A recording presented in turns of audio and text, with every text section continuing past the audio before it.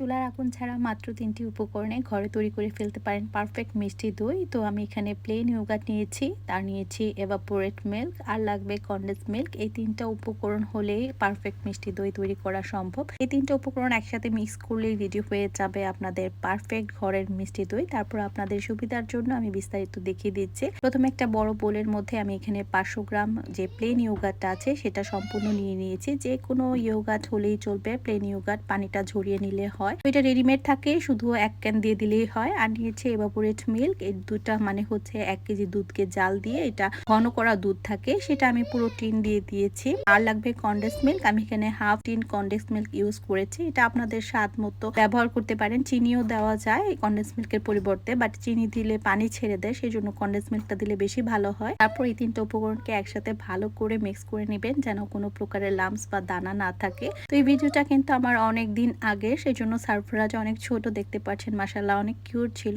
তো আমি মিশ্রণটাকে ভালো করে রেডি করে নিয়েছি। এটাই কিন্তু দইয়ের মেইন মিশ্রণ। তারপর একটা সিরামিকের বাটিতে আমি পুরোটা মিশ্রণ ঢেলে নিয়েছি। আর আমি কিন্তু সামারে এই দইটা বেশি বানানো হতো, আমি প্লাস্টিকের বক্সে বানিয়েছি, ফোম কাপে বানিয়েছি, যেখানেই বানিয়েছি একদম পারফেক্ট হয়েছে। তারপর আমি ওভেনে এটাকে 1 মিনিট গরম করেছি, তারপর আবার 2 মিনিট ওভেনটাকে বন্ধ করেছি, তারপর আবার 1 মিনিট গরম করে আমি 3 ঘন্টার জন্য রেখে দিয়েছিলাম ফ্রিজে, নর্মাল ফ্রিজে। তারপর এটা চাকা হয়ে গেছে। আসলে ওভেনে দইয়ের যে মিশ্রণটা সেটা যতটুকু হালকা গরম হওয়া প্রয়োজন হয় ততটুকুই গরম করবেন। বেশি গরম করলে কিন্তু আবার এটা মানে নষ্ট হয়ে যাবে। 1 মিনিট করে 3 বার করলেই হয়ে যাবে। তারপর 3 ঘন্টা পর ফ্রিজ থেকে বের করার পর এরকম পারফেক্ট হয়েছে। আমি যদি আরো কিছুক্ষণ ফ্রিজে রাখতাম তাহলে আরো বেশি সুন্দর হতো, সুন্দর হয়ে সেট হতে পারতো।